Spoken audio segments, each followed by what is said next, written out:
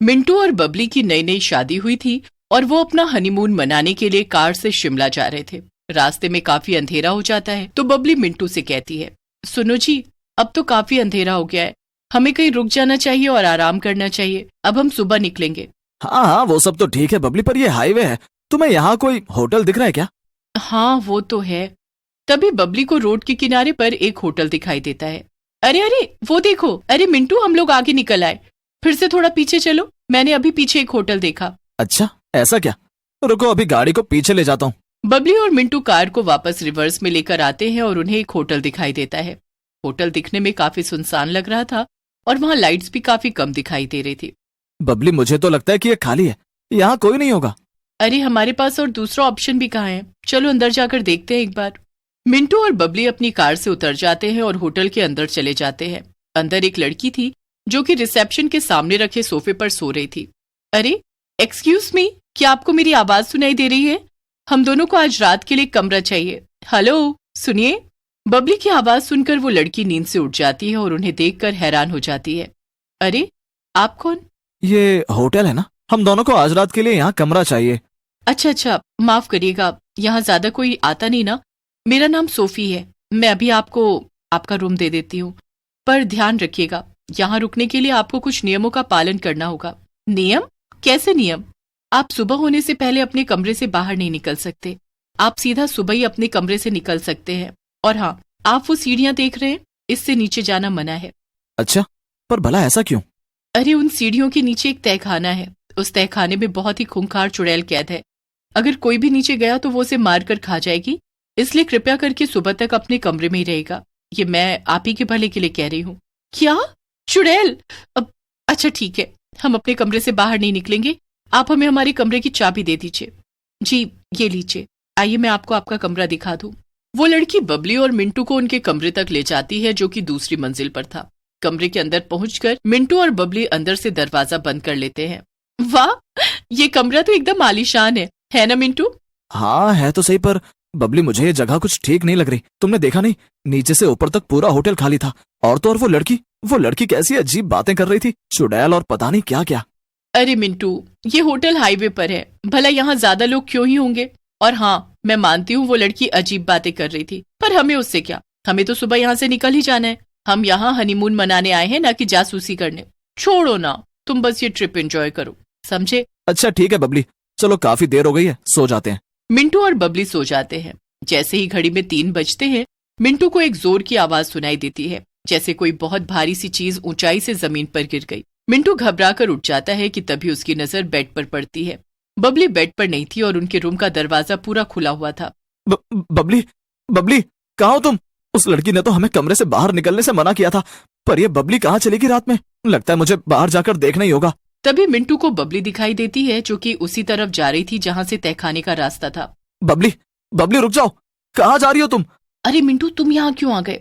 वो मुझे ना एक जोर की आवाज आई थी तो मैं नीचे देखने चली आई, पर देखो ना, वो लड़की यहाँ है ही नहीं जिसने हमें कमरा दिया था। हाँ तो तुम यहाँ क्या कर रही हो? चलो वापस ऊपर चलो। और तुम उधर कहाँ जा रही थी, तहखाने की तरफ? अरे वो मुझे लगा शायद वो लड़की नीचे हो, मेरा भी दिमाग खराब हो गया था। चलो वापस रूम में चलते हैं। जैसे ही बबली और मिंटू वापस रूम में जाने के लिए मुड़ते हैं, उन्हें एक डरावनी आवाज सुनाई देती है जो कि किसी औरत की लग रही थी। बचाओ, कोई मुझे बचाओ, मैं यहाँ फंसी हुई हूँ, बचाओ, मैं बहुत दर्द में हूँ, कोई तो आकर मेरी मदद करो। मिंटू, तुमने वो आवाज सुनी? जरूर किसी को हमारी मदद की जरूरत है, चलो चलकर देखते हैं, आओ। अरे बबली रुक जाओ, मुझे ये सब ठीक नहीं लग रहा, हमें वापस अपने रूम में जाना चाहिए। ये कैसी बातें कर रहे हो मिंटू तुम? किसी औरत को अगर सच में हमारी मदद की जरूरत हुई तो? मिंटू और बबली उसी तरफ चल देते हैं जहां से वो डरावनी आवाज आ रही थी। वो उन्हीं सीढ़ियों पर पहुंच जाते हैं जिनसे नीचे जाने पर तहखाना था। वो दोनों धीमे धीमे नीचे उतरने लगते हैं। नीचे उतरने पर मिंटू और बबली को वो तहखाना दिखाई देता है जिसके बाहर ताला लगा। अरे यहाँ तो ताला है, देखा बबली, यहाँ कोई नहीं है, अब चुपचाप चलो यहाँ से। अच्छा ठीक है। तभी वो डरावनी आवाज फिर से आने लगती है। इस बार वो आवाज और भी तेज थी और वो उसी तहखाने के अंदर से आ रही थी।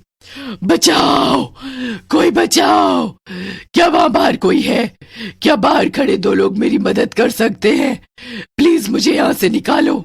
मिंटू, हमें ये दरवाजा खोलना होगा, जरूर अंदर कोई औरत फंसी हुई है, इतना कहकर बबली पास में पड़ी एक रॉड उठाती है और वो ताला तोड़ देती है। बबली, ये तुमने क्या किया बबली? हमें अंदर खतरा भी हो सकता है। मैं अभी भी कह रहा हूँ, चलो यहाँ से। ओफो मिंटू, तुम्हें जाना हो तो जाओ, मैं तो देख कर रहूंगी अंदर कौन है। बबली वो दरवाजा खोल देती है और अंदर चली जाती है। मिंटू भी उसके पीछे पीछे अंदर चला जाता है। जैसे ही मिंटू और बबली अंदर जाते हैं, उनके पैरों तले जमीन खिसक जाती है। तहखाने के अंदर एक बड़ा सा पिंजरा रखा हुआ था जिसके अंदर एक चुड़ैल कैद थी।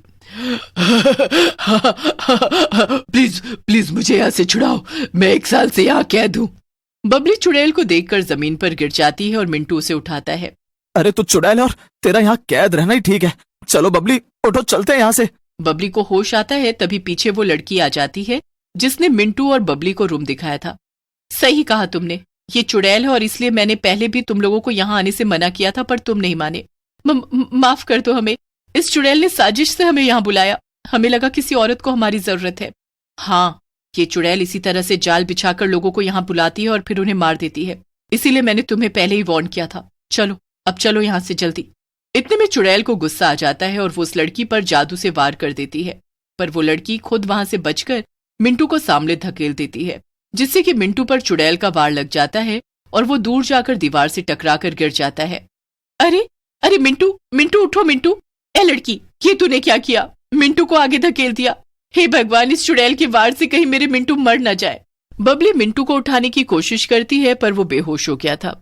माफ कर दो मुझे बबली, पर मैं तुम्हारे मिंटू को नहीं बल्कि इस डायन को मारना चाहती थी। क्या? डायन? हाँ बबली, ये कोई इंसान नहीं बल्कि ये लड़की एक डायन है और इसने मुझे यहाँ कैद करके रखा हुआ है। इतना ही नहीं, ये अभी तुम दोनों को भी ऊपर ले जाकर मार डालती और खा लेती। ये सब तुम क्या कह रही हो? मुझे तो कुछ समझ नहीं आ रहा। चुप हो जा चुड़ैल। बबली, बबली ये तुम्हें फिर से अपने जाल में फंसा रही है। चलो मेरे साथ जल्दी से ऊपर चलो। अच्छा ठीक है। बबली मिंटू को उठाती है और लड़की के पीछे जाने लगती है कि तभी बबली की नजर पास रखे आईने पर पड़ती है। आईने में वो लड़की एक डायन की तरह ही दिखाई दे रही थी। ये देखकर बबली समझ जाती है कि वो लड़की सचमुच में एक डायन है और चुड़ैल सच कह रही है।